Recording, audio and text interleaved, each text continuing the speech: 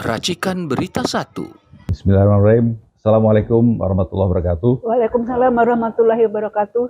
Kembali kita berjumpa dengan channel UI Watch yang selama ini memang terus menyampaikan informasi terkait dengan situasi negara kita dan masyarakat pada umumnya. Ya. Kali ini saya bersama dengan Mbak Ina Lampurni, beliau dari psikologi, ya Mbak ya? Ya, baik. Kemudian juga beliau juga seorang ibu rumah tangga. Ya. Ya. Kita Jadi ya ibu rumah tangga nih ya. Jadi sekarang ini banyak keluhan tentang situasi ibu-ibu ya. Ya. Nah, Mbak Murni sebagai ibu rumah tangga bisa cerita apa aja? Ya, yang paling sederhana yang ditemui sehari-hari ya, harga kebutuhan bahan pokok beras aja deh ya. Sekarang udah nggak ada loh beras harga 9.000. Yang ada itu beras itu sekitar 13.500, itu pun yang sedang-sedang saja. Kalau mau menikmati beras yang lebih istimewa, yang kualitasnya lebih tinggi, itu bisa sampai 16.000, 15.500, 16.000. Itu baru beras. Oke. Ya, kita baru bisa itu baru beras. Ya, sehingga ada mungkin orang-orang tertentu yang mungkin beli beras itu ya terbatas ya. Artinya kebutuhan untuk hari itu. Ya. Sekarang selain beras, ya, kita sekarang melihat harga telur. Harga telur itu kalau kita beli di pasar itu ya sekitar 26 sampai 30.000 sekilo. Kecuali kalau kita bisa menemukan penjual yang juga merangkap sebagai peternak. Jadi ada sekarang peternak yang langsung menjual tanpa jadi langsung ke konsumen tanpa melalui distributor. Nah, untuk kalau yang telur yang ini ya yang dijual oleh peternak langsung itu yang langsung menjual itu memang sih bisa sekilo itu 25.000 ya, itu telur, belum yang lainnya ya. Jadi intinya sebetulnya sekarang harga-harga kebutuhan pokok itu makin lama makin tinggi ya. Kita lihat lagi juga minyak goreng ya. Minyak goreng itu yang paling sederhana 1 liter itu sekitar 18.000 sampai 20.000 ya. Itu baru 3 tuh baru kebutuhan pokok, belum termasuk yang lain ya, belum termasuk sayur-sayuran, apalagi kalau kita bicara mengenai daging dan yang lain-lain ya, itulah mas situasinya ya. Jadi memang sekarang ini terjadi fakta ya, bahwa daya beli masyarakat juga turun banget, daya beli turun banget. Ya, karena juga istri saya juga cerita sekarang kalau ke pasar kok sepi. Ditanya, ada tanya sama pedagang, Bang, kenapa nggak barang itu nggak ada habis, kalau stok banyak-banyak juga nggak laku. Jadi ini sekarang ini memang fakta ya bahwa situasi negara kita memang sedang benar-benar ekonominya sedang lemah menurun dan kita nggak mikirin tentang masalah saham, masalah dolar, mereka di atas lah. Kita bicara tentang masyarakat yang langsung terasa bagaimana yang terjadi ya. Jadi kalau orang bilang, oh sekarang kita ekonominya bagus, indeksnya segala macam naik, udahlah, kita nggak mikir itu. Nah, ini adalah dampak dari situasi yang berkepanjangan dari proses-proses di atas. Apa Mbak komentar Mbak? Ya, jadi sebetulnya kebijakan-kebijakan yang di atas itu ya, misalnya soal pajak ya. Nah, kita itu kan kebijakan pajak yang langsung mengenai rakyat kecil. Yang paling sederhana aja deh, sudah merencanakan untuk menaikkan pajak kendaraan dan ada batasan-batasan. Kalau sekian tahun pajaknya nggak dibayar maka gitu kan disita. Itu kan sudah amat sangat amat sangat zalim ya menurut saya. Ada sama sekali tidak ada perhatian kepada masyarakat.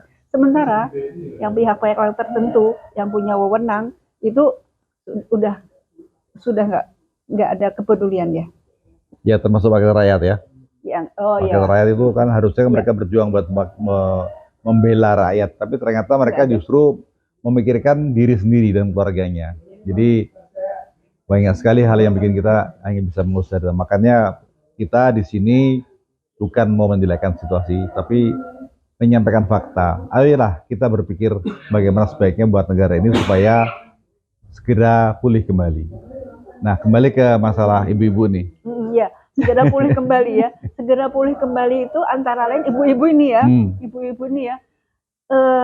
Yang paling sederhana, kita harus siap dengan ini apa namanya tanaman bahan pokok misalnya walaupun ada halaman tidak besar ya, tapi silakan deh ibu-ibu mulai nanam singkong, mulai nanam ubi jalar gitu ya, mulai nanam sayur-sayuran ya yang bisa memanfaatkan sehari-hari, dan itu tidak membutuhkan biaya banyak ya, yang penting ada kemauan, yang penting ada tempatnya ya, dan bisa ya menggunakan lahan yang ada di rumah masing-masing untuk yaitu menanam tanaman-tanaman itu paling apa ya, sederhana, bisa dilaksanakan, dan insya Allah ada hasilnya dan bisa diambil setiap hari.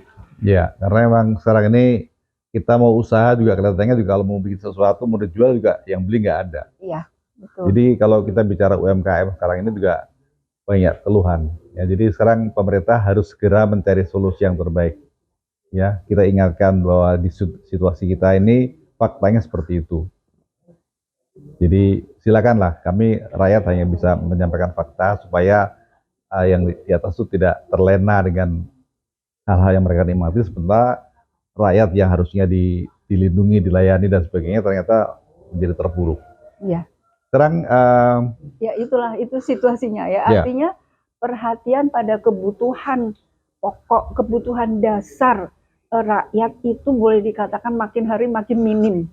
Walaupun gitu ya. Walaupun kabarnya kan ada, oh ya makanan bergizi gitu ya. Apakah itu efektif? Ya kan? Apakah itu efektif? Ya kan? Kenapa enggak misalnya orang tua si anak aja yang gajinya ditambah atau ada peningkatan penghasilan begitu ya? Itu yang jadi tanda tanya. Sebab itu juga butuh biaya loh. Dan dari hasil informasi yang kita dapat, ternyata juga jumlah yang sudah dibagikan itu tidak sesuai dengan apa yang ditargetkan.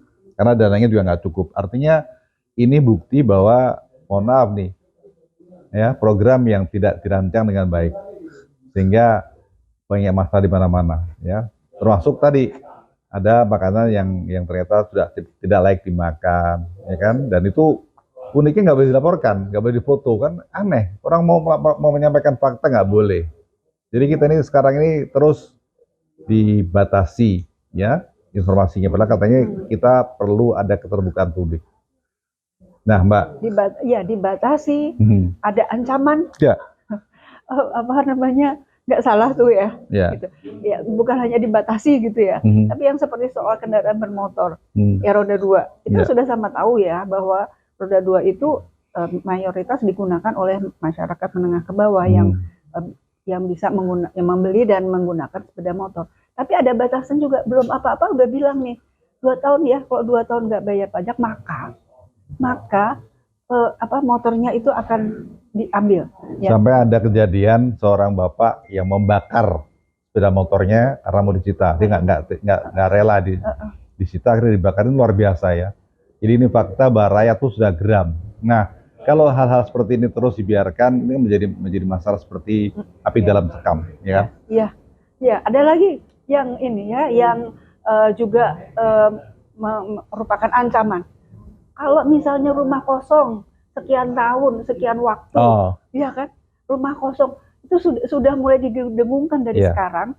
Disita. Kalau rumah kosong tidak ditempati setelah sekian lama, maka akan diambil alih rencananya. Artinya walaupun itu sekarang baru wacana, memang wacana, tapi bukan tidak mungkin akan terjadi. Iya, dan rencana itu mencemaskan untuk masyarakat tertentu yang memang penghasilannya terbatas, yang memang mungkin karena sesuatu hal rumahnya itu gitu ya, atau misalnya itu mungkin ya warisan dari keluarga yang mungkin memang karena sesuatu hal sehingga memang nggak selalu bisa dipelihara sesuai dengan apa yang sebutnya. Contoh yang paling gampang begini, mereka tinggal di kota, karena kerja di kota, terus karena mereka dapat jatah rumah murah di pinggiran, mereka ambil tapi tidak ditempatin. Nah ini kan mungkin maksudnya buat investasi atau nanti kalau pensiun baru pindah gitu.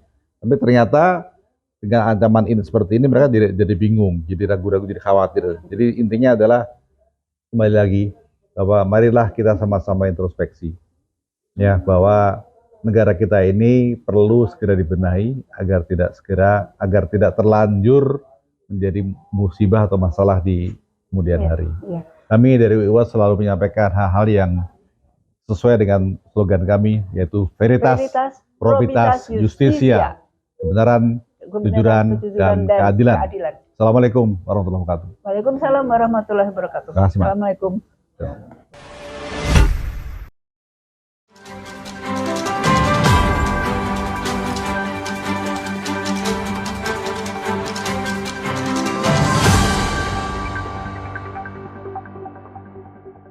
Racikan Berita 1.